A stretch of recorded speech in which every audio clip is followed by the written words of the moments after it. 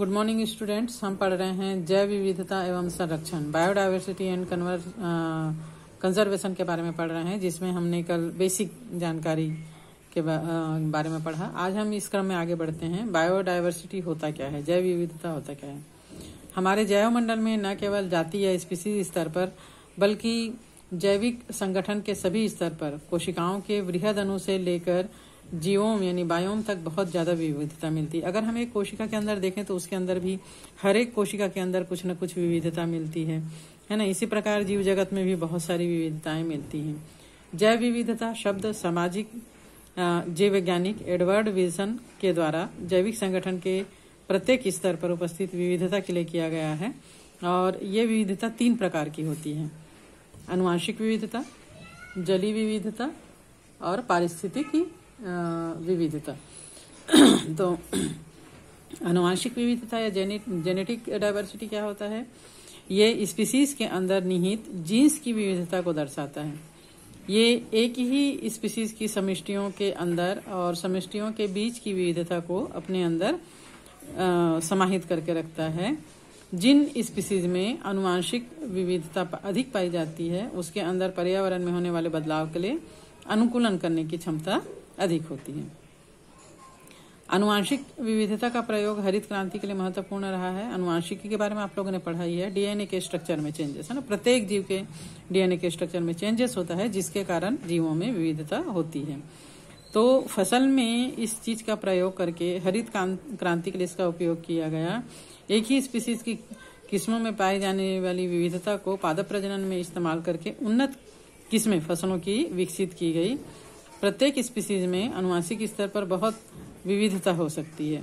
जैसे सर्पगंधा का पौधा भारतवर्ष में विभिन्न क्षेत्रों में पाया जाता है।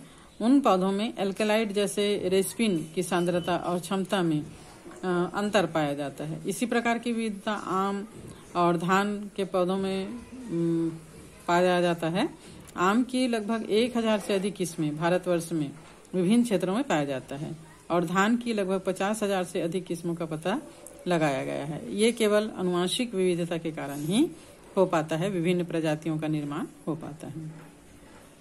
जलीय विविधता स्पेसियस डाइवर्सिटी किसी क्षेत्र में पाए जाने वाली विभिन्न स्पीसीज की संख्या स्पीसीज विविधता को दर्शाता है। स्पीसीज स्तर पर पादप और प्राणियों में विविधता पाई जाती है। भारतवर्ष के पूर्वी हिमाचल क्षेत्र और दक्षिणी तट के तप्त स्थल या हॉट स्पॉट की श्रेणी में इसको हॉट स्पॉट की श्रेणी में रखा गया है। एग्जाम्पल के लिए पश्चिमी घाट की उभयचर जातियों की विविधता पूर्वी घाट से अधिक है। एक अनुमान के अनुसार विश्व में 18 मिलियन स्पीसीज जातियों की है। इनमें से अधिक स्पीसीज विविधता उष्णकटिबंधीय क्षेत्रों में विशेषतया वर्षा वनों में पाई जाती है। नेक्स्ट है पारिस्थितिकी विविधता, इकोलॉजिकल डाइवर्सिटी।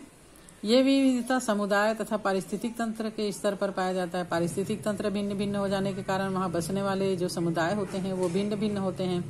पारिस्थितिक तंत्र में विभिन्न स्पीसीज एक दूसरे के साथ होने के अतिरिक्त आपस में और आसपास के वातावरण से भी प्रभावित होते हैं। सभी जीव जंतु, पेड़ पौधे एटमॉस्फेयर के अनुसार एक दूसरे से रिलेटेड होते हैं और खाद्य श्रृंखला और खाद्य जाल का निर्माण यहाँ पर होता है। तो अलग अलग पारिस्थितिक तंत्र में अलग अलग प्रकार का खाद्य जाल, खाद्य श्रृंखला का निर्माण होता है। अलग अलग जीवों का समुदाय रहता है। भारतवर्ष में पारिस्थितिक तंत्र में काफी विविधता पाई जाती है। रेगिस्तान, वर्षावन, दलदल, नदियां, झीलें, समुद्र, जमीन, जल, ये सभी पारिस्थितिक तंत्र जो है वो अलग अलग पारिस्थितिक तंत्र के उदाहरण हैं। जलीय पारिस्थितिक तंत्र में एक छोटा सा पोखर या गड्ढा से लेकर बड़ा समुद्र तक सभी चीजें आती है। जमीन में रेगिस्तान, जंगल, दलदल क्षेत्र है ना। समुद्र बड़ा एक जलीय पारिस्थितिक तंत्र है। झील, नदियां, ये सभी जो है वो पारिस्थितिक तंत्र के उदाहरण है जहाँ पर भिन्न भिन्न प्रकार के जाति विविधता पाई जाती है।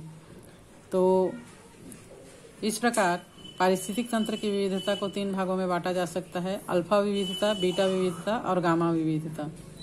उन अल्फा विविधता उन जीवों की विविधता को एक ही समुदाय के होते हैं और आसपास एक वास स्थान में पाए जाते हैं, उनको अल्फा विविधता कहा जाता है।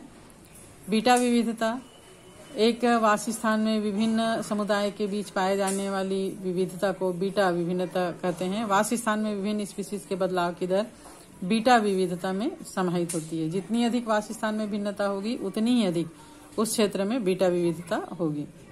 गामा विविधता लैंडस्केप स्तर पर पाए जाने वाली विविधता को गामा विविधता कहा जाता है। इस विविधता में अल्फा और बीटा दोनों प्रकार की विविधता शामिल होती है, जिसमें विभिन्न भौगोलिक क्षेत्र के वासस्थान में स्पीशीज के बदलाव की दर भी सम्मिलित है।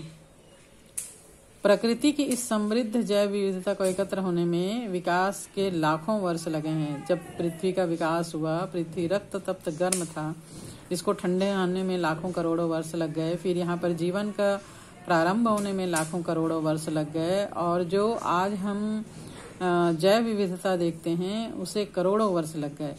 लेकिन जलीय क्षति यदि इसी दर से जारी रहा तो जाति क्षति अगर इसी दर से, जो आज मनुष्य के क्रियाकलापों के कारण पर्यावरण प्रदूषित हो रहा है और विभिन्न जातियों का समुदाय पूरा समाप्त हो रहा है, ये जाति क्षति अगर इसी दर से जारी रहा तो इस संपदा को 2 शताब्दियों से भी कम समय में हम खो देंगे। आजकल संसार के अधिकतर लोगों के लिए पृथ्वी ग्रह पर जीवन और रख रखाव के लिए जैव विविधता और इसका संरक्षण एक अत्यावश्यक और महत्वपूर्ण अंतर्राष्ट्रीय पर्यावरणीय मुद्दा बना हुआ है। तो नेक्स्ट डे हम पढ़ेंगे संपूर्ण पृथ्वी और भारत में कितनी जातियां स्पीशीज हैं।